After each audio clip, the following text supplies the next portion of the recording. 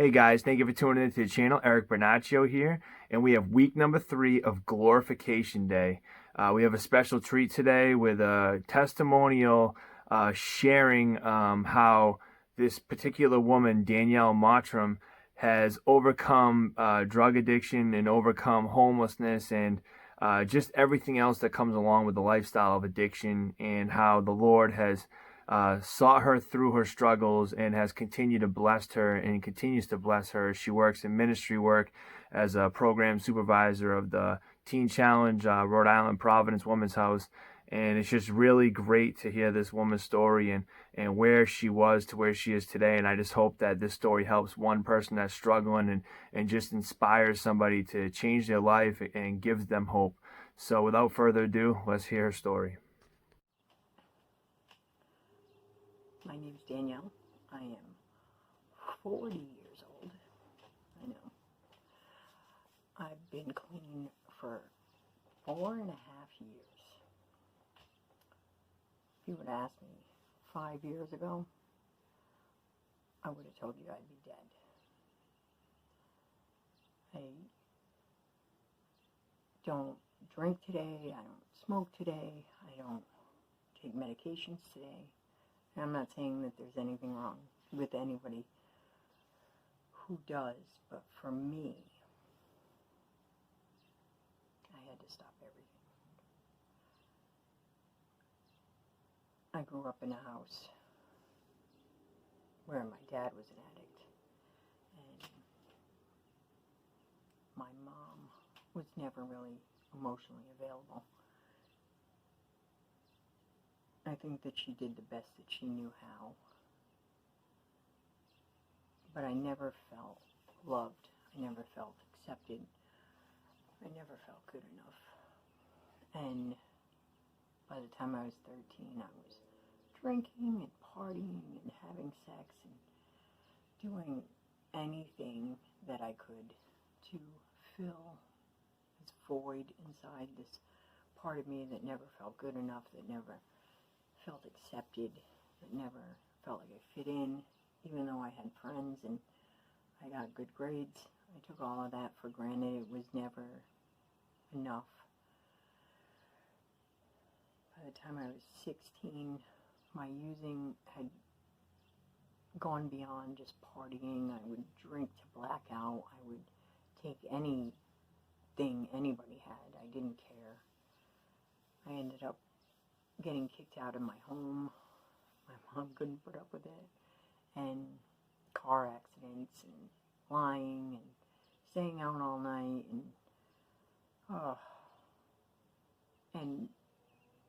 and I didn't think that there was anything wrong with being homeless, with sleeping on different couches and sleeping in tents in the summertime. It just, as long as I could keep getting high, it didn't matter.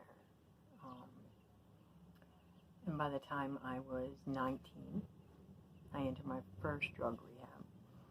And I decided that the problem was that I just took too many drugs at the same time. Like, it was the combination of all of them. So I spent the next 15 years trying to figure out the perfect combination so that I could be numb but not end up homeless. Be numb, but not living a criminal lifestyle and doing the things that I had done. And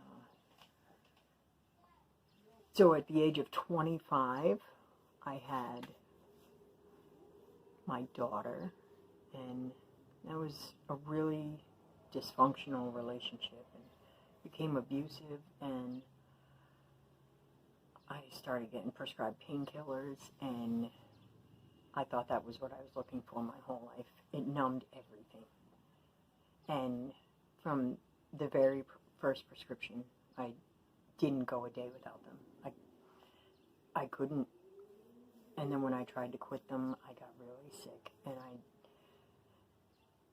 I never wanted to be sick like that. I didn't even want to be clean, right? I go to meetings sometimes and try to get clean, but really I couldn't be alone with myself in my thoughts for any length of time. And I got on methadone, and I thought that that was going to help me to get clean, but really it was just something else that I had to take every day. Something else that I started to use wrong, right? I would double up on my take-homes, and I couldn't use anything the way that you were supposed to. And I got on Suboxone to get off the methadone, and it's crazy to me because I'm so removed from that life now. But I remember feeling like I had to have something in my system all the time just to be okay, just to get out of bed, just to do life, right? And I managed to get some clean time together, stop the Suboxone, and I met another man. Because if I didn't have drugs or alcohol, it was always a relationship or sex or anything that the world had to offer that made me feel better. And we got married, we had our son, and by the time he was a year old, I relapsed on methamphetamines and everything that every other drug had never taken from me. Meth did, and I ended up losing our home. We lost our marriage, and I was homeless 5 years ago, and I didn't even care. I did not even care. I let my daughter go live with her dad, and I kept my son, and we lived in homeless shelters, and I did whatever I had to do to be high all the time. I robbed people, I stole people's identities, I stole their credit cards, I did anything that I had to do. And we got kicked out of the homeless shelter because I was getting high. And when I didn't have my kids with me, I did everything that I could. I was in so much emotional pain because of what I had done that I did whatever I could to numb it. But I could never numb it. That's the thing, like when you start to use drugs and it gets out of control like that, there's no amount of drug to make you feel better. I did anything and everything that I could to make money, to keep getting high, to try and not feel the pain and realize all the things that I was doing. And I ended up in a trap house in Waterbury, Connecticut, with no idea where I was, just getting high all day long, sitting in this house, getting high all the time. And I left one night to go get cigarettes, and I was so out of my mind on every drug possible that I couldn't find my way back. And I didn't grow up going to church. I didn't believe in God. When I went to meetings, my higher power was the ocean, because I was not stronger than a wave. And I cried out to God that night because I knew that I was going to die. And I didn't want my kids to find out that their mom died like that, or for my kids to never know what happened to their mom, because I knew that was going to happen. And I said to God, I said, if you are real and you save my life, I will do whatever I have to do to be a good mom, to be the mom that they deserve, to change my life, right? And then I came to a church in Waterbury, Connecticut, and the door was unlocked, and Waterbury is not really like a good area. And I went inside and I slept in there, and I called my brother the next morning, and I remember feeling this way still, that God had saved my life that night. And I didn't want to forget it. And I entered the hospital, and I spent about 2 weeks there, and it took me about 30 days to walk through the doors of Teen Challenge. And then my dad told me about Teen Challenge, and I laughed, and I said, I haven't been a teenager in a really long time, Dad. and it was for grown-ups. And I entered that program not knowing anything about God, just knowing that He saved my life. And when I got there, it was like this peace that came from being there. And I got to know about God, and I got to read my Bible, and I could not get enough. I started to see my son every weekend, and really just grow in my relationship with the Lord. I graduated that program in 16 months, and I wanted nothing to do with working there. I wanted to graduate and move on, and live my life, and be a good mom. Right? I have to go be a mom. I don't know how to be a mom without God. So I stayed on for an internship and an apprenticeship, as they call it, and I was ready to do a year as an apprentice. I didn't think that I would ever be a full-time mom to my son again. I hadn't seen my daughter. I still haven't seen my daughter. It's been almost 5 years, but she's 15, and, you know, even when we get clean, sometimes there's consequences for the things that we do. And one of the consequences is that I really hurt her. And I wasn't a good mom. And now she's an angry teenager. And that's okay. God has promised me that we'll be together again. It's just in His time. And I'm not really ready to get screamed at by a teenager all the time, right? So I stayed on as an apprentice, and I was ready to do a year as an apprentice, and my director was like, "Oh, we're going to hire you on as staff." And I cried, because all I've ever been my whole life was a drug addict and a criminal, and they wanted to hire me on as staff. That's what God does, right?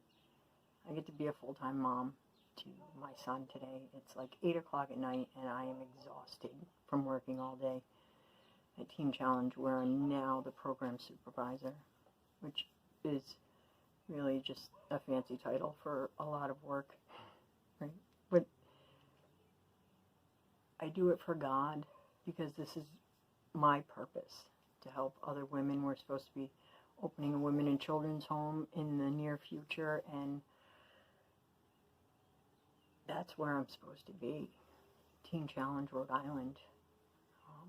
Helping moms learn how to become good moms. Right? I was never a good mom. I'm a good mom today because of God.